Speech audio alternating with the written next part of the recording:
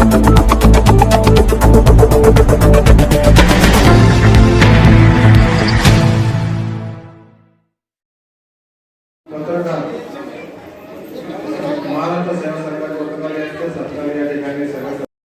दलित संसद महाराष्ट्र राज्य आज ये कार्यक्रम लेने का क्या मकसद है, उसके बारे में हमारे दर्शकों को बताइए। भारतीय दलित संसद ये सामाजिक और संवैधानिक न्याय की भूमिका लेकर आंदोलन करने वाली ये एक आंदोलन है। इसमें जो अनुसूचित जातियों में जो वंचित जातियां हैं, उन जातियों को न्याय दिलाने के लिए हम सारा आंदोलन महाराष्ट्र में तो पूरे देश में खड़ा कर रहे हैं। जैसे कि ओपी शुक्ला जी हैं, उधर दिल्ली में, हरियाणा, पंजाब उधर वो कर रहे हैं, और हम महाराष्ट्र, कर्नाटक, आंध्रा, मध्य प्रदेश और राजस्थान में ये लड़ाई चल रही है। हमारा मतलब इतना ही है, अभी ये जो अधिवेशन लिया है वो भारतीय दलित संसद के कार्यकर्ताओं का है, सिर्फ कार्यकर्ता जो है, पदाधिकारी जो है, उनका अधिवेशन है। और मकसद ये है, मतलब ये है कि अनुसूचित जातियों में जितनी भी जातियां हैं, उन सभी को अपना अपना हिस्सा, अपनी अपनी भागीदारी होनी चाहिए।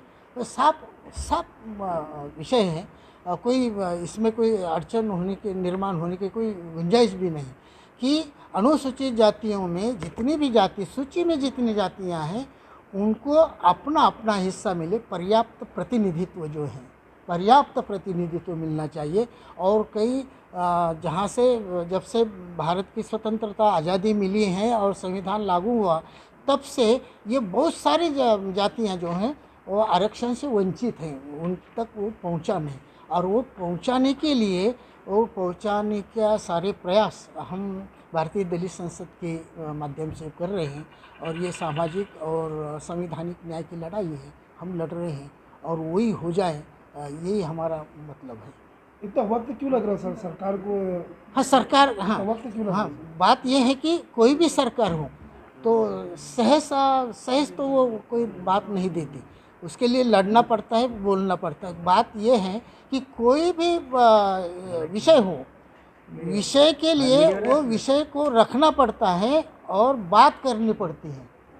यहाँ बात ही नहीं हुई थी अभी तक, और बहुत दिनों से ये चल रहा है मामला, आंधी का मामला चल रहा है। ऐसे देखा गया कि मराठा आरक्षण के लिए कई लोगों ने अभी तक जो तो कई शहीद हो गए, कई लोगों ने कुर्बानियाँ दी, और उसके बावजूद तकरीबन कम से कम 58-60 जो तो मोर्चे निकले पूरे महाराष्ट्र में। जी।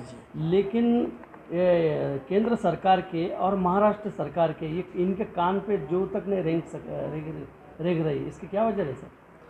नहीं, मराठा आरक्षण की बात थोड़ी सी हट के है, अनुसूचित जातियों के आरक्षण और मराठा आरक्षण। मूलतया क्या है कि मराठा आरक्षण की निर्मित होनी है, इधर अनुसूचित जातियों की निर्मित बनी है, वो संविधान में ही है। मराठा आरक्षण के लिए आरक्षण का निर्माण करना है, उनको मागासवर्गीय या पिछड़े जातियों में रखना है, उनको वो सिद्ध करना है, और उनके लिए नए सिरे से निर्मित करनी है आरक्षण की, और ये आरक्षण के पात्र बनाना है उन्हें। इधर ऐसी बात नहीं है, ये पात्र ही है। और ये तय बात है कि ये अनुसूचित जातियाँ हैं और उनके लिए आरक्षण है, संविधान में आरक्षण है। इनके लिए मामला ये है कि उनके बनाना है आरक्षण के लिए पात्र बनाना है। इसलिए तो ये आयोग बनाया था उन्होंने, इसका अध्ययन किया उन्होंने, उसके पहानी दौरे जो बोलते हैं वो हो गए कि भाई ये कैसे भी हो, ये इतर मागासवर्गीय यानी पिछड़ी जाति के हैं, ये सिद्ध करने के लिए ये सारा चल रहा है ना। और सुप्रीम कोर्ट ने ये अभी तक तो मान्य नहीं किया कि वो पिछड़ी। प्लानिंग किस तरीके से चल रहा है? हाँ, हमारा तो यही है कि हमारा वर्गीकरण हो जाए, और वर्गीकरण में अनुसूचित जातियों का अ, ब, क, ड, ई जितना भी हो सके उसमें वर्गीकरण किया जाए, और वर्गीकरण करने के बाद वर्गीकृत जाति गुट जो हैं उनमें आरक्षण का समन्वय वितरण हो जाए। हो गई बात, सीधी और सरल बात है, और ये सरकार कर सकती है। आपने जो पूछा था कि सरकार की नियत नहीं होती, इच्छा शक्ति चाहिए, इच्छा शक्ति नहीं। और इच्छा शक्ति कब जगती है उनकी, जब टोले पड़ते ना, तब सरकार ठिकाने पे आती। सर आपका पूरा नाम बताइए और आपकी पोस्ट मैं बताइए। प्राध्यापक डॉक्टर अंबादास सगट। सर आपके बाजू में आजू बाजू में कौन कौन बैठे बताइए। हाँ, ये हमारे बगल में ओपी शुक्ला जी विधिज्ञ हैं, और ये मामले वंचितों के न्याय के लिए अपनी पूरी हयात वो खर्च कर रहे हैं। वो दिल्ली से हैं, सुप्रीम कोर्ट में काम करते हैं। और ये मेरे बगैर मराठवाड़ा के अध्यक्ष भारतीय दलित संसद के वे भी वकील हैं। और ये सारी भूमिका लेकर, केवल लेकर नहीं चल रहे, वो जी रहे हैं और ये काम कर रहे हैं। ये मेरे सर चिटनीस है भारतीय दलित संसद के। ये इस आंदोलन में ये अपना सारा कारोबार चलाते हैं। उधर ये कार्यकर्ता हैं इतना। सर बहुत बहुत धन्यवाद सर जी।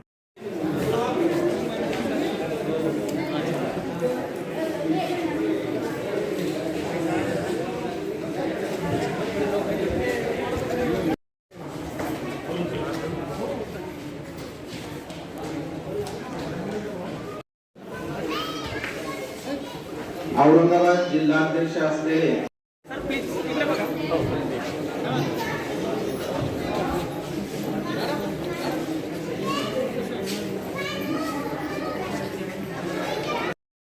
इस देश के समाज का बहुत बड़ा हिस्सा जिसने आज तक इस देश के लिए अपनी जान न्यौछावर कर दी है, वो दलित संसद के सदस्य, विशेषकर मातंग समाज के सदस्य, ये आरक्षण से वंचित है।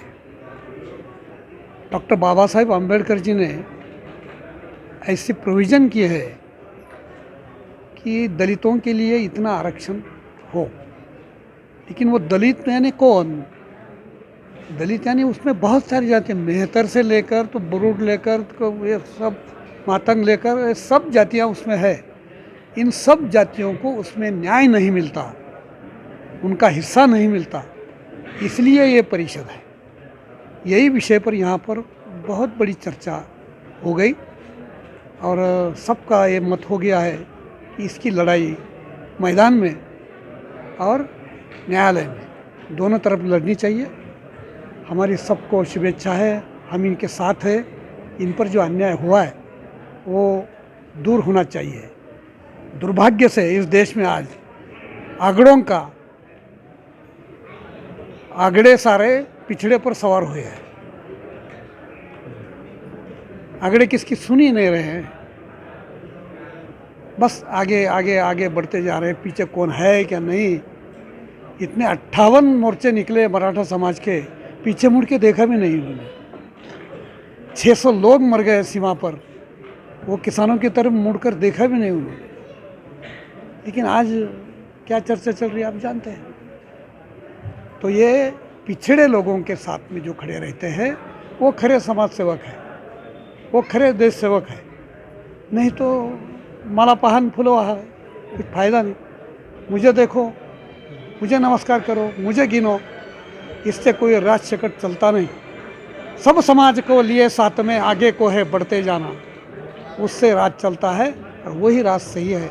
हमारी प्रार्थना है केंद्र सरकार को भी इनके तरफ विशेष ध्यान दे, सरकार की तरफ भी इसके तरफ ध्यान दे और इनकी जो न्याय मांग है ज़्यादा नहीं चाहिए, उनका जो हक बनता है उतना ही चाहिए, वो मिले। और इस विषय को हम हमारे स्तर पर, अभी तो मैं कोई प्रतिनिधि नहीं हूँ, आमदार खासदार नहीं हूँ, लेकिन जो हमारे मानने वाले, हमको चाहने वाले आमदार खासदार हैं, उनके पास इस विषय को रखेंगे हम और उसका परसुएशन करेंगे। सरकार इतना वक्त क्यों लगा रही सर इन्हें न्याय देने के लिए? सरकार इतना वक्त क्यों लगा रही सर? इसलिए तो झगड़ा है ना। वो सवाल तो उसको ही पूछना चाहिए।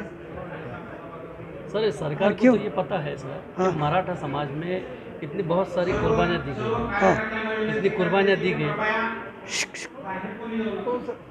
इतनी सारी कुर्बानियाँ दी गई। और आपने अभी बताया कि इतने मोर्चे निकले, उसके बावजूद जो है तो सरकार के कान पे जो नहीं रेंग रही, इसका क्या मतलब है सर?